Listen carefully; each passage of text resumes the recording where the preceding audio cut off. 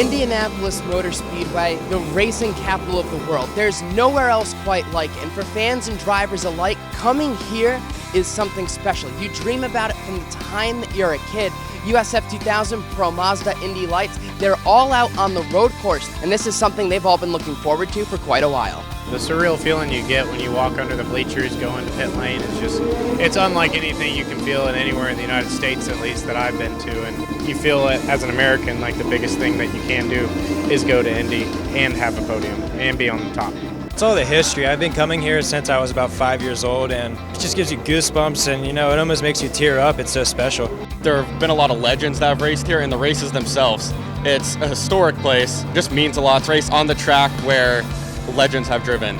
Even on an off week, the Mazda Road to Indy stays busy. Before the drivers and teams took to the track at IMS, there were plenty of changes in the paddock. Victor Franzoni began the year with Afterburner Autosport in USF 2000, but he starts a new season in Pro Mazda with M1. Pro Mazda driver Raul Owens made a mid-season switch within the series. He's the newest member of Team Pelfrey, leaving behind JDC Motorsports. In his place, Scott Hargrove piloted the JDC Pro Mazda machine at Indy. That's all the news heading into Indy. Anders is down on the track. He's going to take us for a lap around the speedway. Ladies and gentlemen, welcome to the Indianapolis Motor Speedway. Behind me, I've got the most famous building of all in motorsports, the famous pagoda. Beneath me, I've got the Yard of Bricks. The Yard of Bricks that 98 Indianapolis 500 winners have passed en route to winning the Indy 500. But we're here for the Mazda Road to Indy, and we're on the road course, so that means we're not going to be going down that way. We're going to be going down that way in a super hard brake zone. So here we are, about to exit pit lane, and we're going to exit on the inside of turn 1 here, which is then going to blend us out onto the outside of turn 2. Now lining up for turn 3, flat out here, and you just got to visually look towards turn 4. Look towards turn 4, where is it? Early turn in, roll tons of speed, back on power, we go, and now we got to get lined up for turn 5, 6. Got to use a little bit of curb here, little bit of curb in turn 6. And now you're onto the back straightaway. Look for our overtaking spot here. We're gonna brake as hard as we can. You gotta roll the speed in and use all the room on exit. And now we're into the back-to-back complex here with turn 8, 9, 10. So 8, gotta hug that curb, use all the curb in 8. Get it set up for turn 9, use all the curb there, get it back all the way for turn 10. Turn in early, powering through turn 10. And we're headed on towards the final overtaking spot on the track, turn 12. Getting ready, hard on the brakes, roll that speed into turn 12, back on power. Gotta get it lined up for turn 13. So important to get a good run off this corner, to get a good run down the front straight. Use all that curb, use all the curb on exit.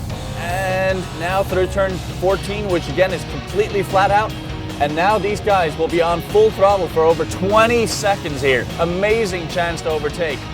And as we see right here, heading towards the Yard of Bricks. And actually, I think it's fairly important to brake when you come to the Yard of Bricks. Don't tell anyone.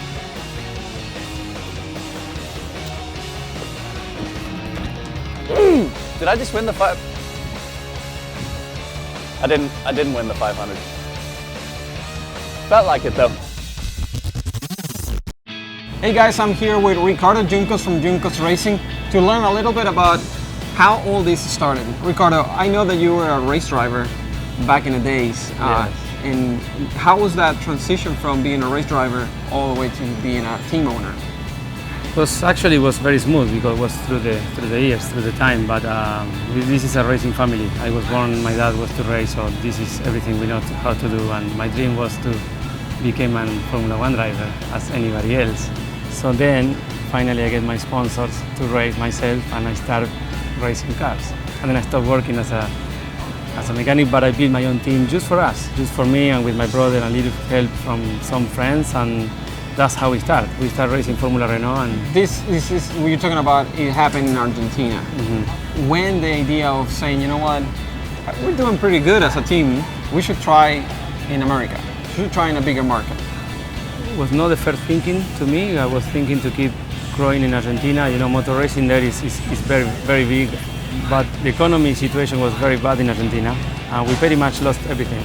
It was so impossible to hold the team alive.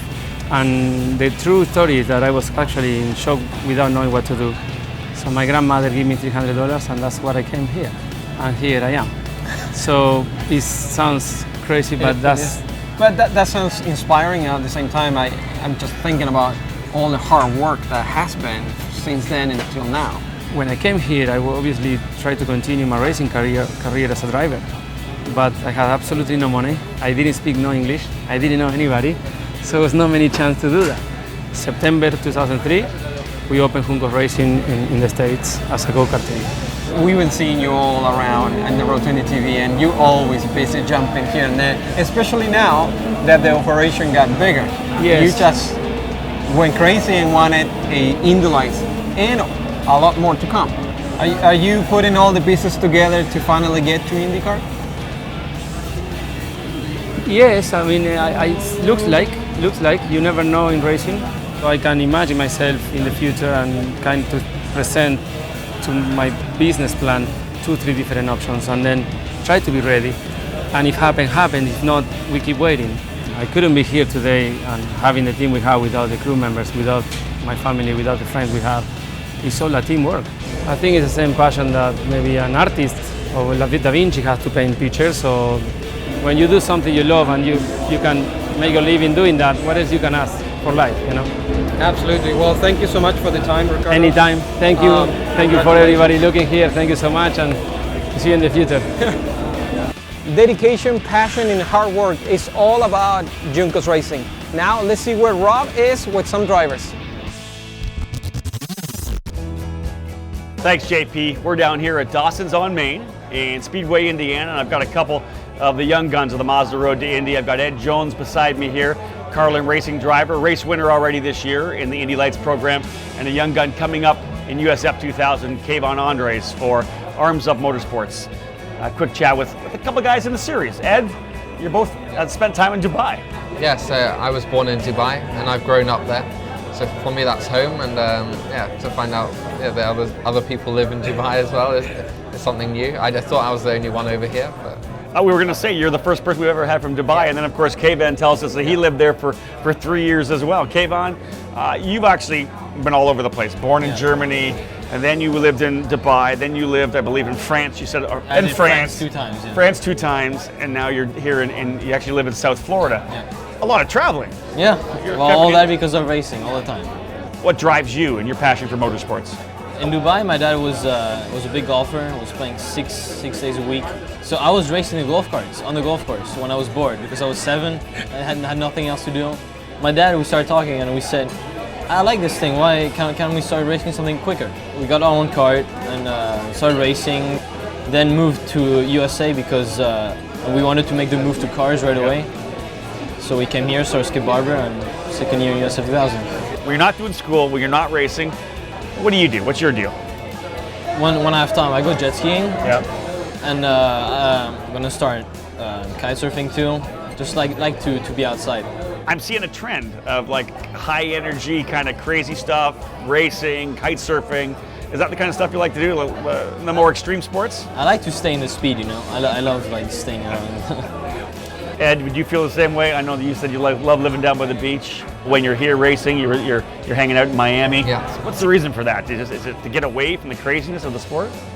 I think being around all the other drivers all the time can get a bit difficult after a while. Okay. And a lot of them, if you do something, they'll probably judge you for it. I was going to say it's almost like you don't want to know them, so they don't know your personal life. You get to come into the racetrack as your own man. They don't know what's going on. Is that kind of the deal? I think it's better like that, yeah. You like it? You know, the injury last year on the road course, obviously I think you broke your back. Tough for any driver to get past that. But then you come in the very first race we take you to is St. Petersburg, another street circuit. You always worry a little bit because it did hurt a lot. But I'm really confident going into the next street course, and hopefully we can do the same thing. Now we're thrilled to have you in the series, man. Looking good. Keyvan's second year in the series, but you're still young. You could easily do another year in USF 2000. Are you happy with the way things are developing for you now? Because I talk about you a lot more on the microphone because you're always up in the hunt now. That must feel great into your second season. This winter did a lot of testing. I'm still learning the team, they're learning me, and I still gotta develop my relationship with my engineer. Looking forward to the rest of the year? Yeah. Yes, I am. Well, that's it here from Dawson's on Main in Speedway, Indiana. Ed Jones, Keyvan Andres here with me. We got a bunch of food on the table that they delivered for us. We're gonna sit down, we're gonna have a little bit of food and enjoy ourselves. We'll send it back to you guys. Indianapolis, the capital of Indiana and the racing capital of the world. For the month of May, Indianapolis became the epicenter of racing. 7 districts through the city feature locally owned restaurants, independent art galleries, private boutiques, and specialty shops. The Indianapolis Museum of Art is one of the oldest and largest in the United States, and the Children's Museum of Indianapolis is the largest children's museum in the world. I've never been somewhere where everyone just talks about racing, and I think that's what's really unique here. Nobody's in a hurry. Everyone stops to say hi. Just a lot of great people here in Indy. When it comes to this time of the year, everybody comes together. Something that until you see it in person it's hard to describe. The golf course inside the track's pretty awesome. I've never seen that before. Home to the famous Love sculpture and artist Robert Indiana, Indianapolis reminds us that we love racing. USF 2000, Pro Mazda, and Indy Lights all raced at IMS for a total of 7 races. That's one more race than usual, and on track, there's a little extra excitement too. USF 2000 went green to begin their first of 2 races. Yufeng Lo and Luke Gavin made contact in turn 1. We resumed shortly after, and that's when the race really began. Aaron Telitz goes around the outside of his teammate Nico Jamin for the lead, and in the closing minutes, on the final restart, Telitz goes wide in turn 1. That would open the door for Jamin to take the lead back and earn the victory. My dream is to win a race at Indianapolis, and so I did the pole and now I win the race. It's such a crazy race, so that's awesome. Jake Edson finished second in race 1, but in race 2, his afternoon went south immediately. Contact on the first lap detached his front wing, sending him to the back of the field. Nico Jamin scored the sweep and kissed the bricks as points leader. Finally I get the 2 poles and 2 victories. I'm taking the championship lead now. That was my target before the race. So big thanks to Keyvan Motorsports, all sponsors, my sponsors Sinova, of course Mazda and Kubo Tires. Pro Mazda raced 3 times, with the first serving as a makeup from NOLA Motorsports part. Got off to a shaky start for Florian Latour, a scary one too. On the first lap, Latour wound up upside down, flipping into the gravel. Florian was okay, but his day ended early. At the finish, Timothy Bure gave Weir on Tan all he could handle, but Tan emerged on the final lap with a big enough gap to take the victory. It was one hell of a race, I'd say. If the caution didn't come out, I would try my best to defend. Our pace is not very good at the moment, but we'll definitely work hard for tomorrow. Florian Latour fared much better in race 2. Right away, he takes the lead, but Bure battled back. He quickly stole the top spot from Florian just as the caution came out, because behind the leaders, Kevin Davis goes up and over Carlos Conde. Once we were racing again, Bure held on to the lead the rest of the way, picking up his first win in Pro Mazda with Juncos Racing. Today is my day. Oh yeah, I'm so happy. You know, the first win in USA, for me, the first win here in Indianapolis. I'm very happy, you know, it's a dream. Santiago Urrutia finished 3rd in the 2nd race, but in the 3rd race, Urrutia started on pole. He fended off the field on a hectic first lap and cruised home to take the checkered flag and extend his points lead with Team Pelfrey. This is unbelievable because I was watching the 500 when I was like this. So pole, fastest lap, and then win, and we are leading the championship. So the only thing I have to say is thanks to all of my sponsors, to the team for the great job, Team Cooper Tires, Mazda also, everybody. I'm just happy, thank you. Indy Lights with Jack Harvey finally notched his first win of 2015. 4 second places and a win. I mean, it's been a pretty good first 6 races now. Everyone knows, you know, what the month of May represents. It's not just the racing. There's a culture change. There's a special atmosphere. You know, it's contagious. It's infective. And you know, I'm just so lucky to be, you know, a winner at the Indianapolis Motor Speedway. Race 2 was the best yet. Pole sitter Ed Jones led the field to the green flag, but a bump alongside Jack Harvey sends Jones around. Sean Rahal moved into the lead. On lap 4, a crushing break for top contender Spencer Piggott. Side by side with Ethan Ringel, they tap, and Piggott winds up in the gravel. His race was over. On the final lap, Jack Harvey was running in 2nd. Harvey slowed rapidly in the final corners, letting R.C. Enerson and Max Chilton by for second and third. All of this happened behind the winner. For the first time, Sean Rahal wins in Indy Lights with 8-Star Motorsports. Really just got to thank advisors, Basseg, Mazda Road to Indy. I mean, they put together a lovely program for us to come and race. Indy Lights, Cooper Tires. Everyone making this race happen is really what makes it what it is. You know, winning here at Indy is one thing, but winning in this series is just another.